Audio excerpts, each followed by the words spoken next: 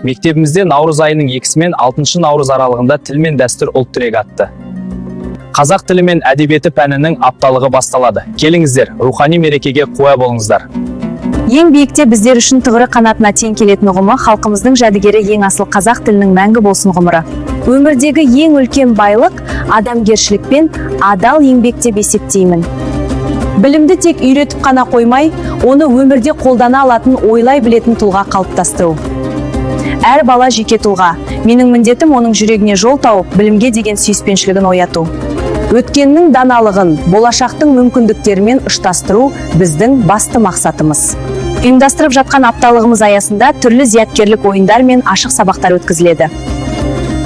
Әр сыныпта әр мұғалім өзіне тән ерекше форматтағы жоспар мазмұнын жан-жақты байытуды көздеуде. Әдебиет беттерін бірге парақтайық. Сіздерді ыстық ықыласпен күтеміз.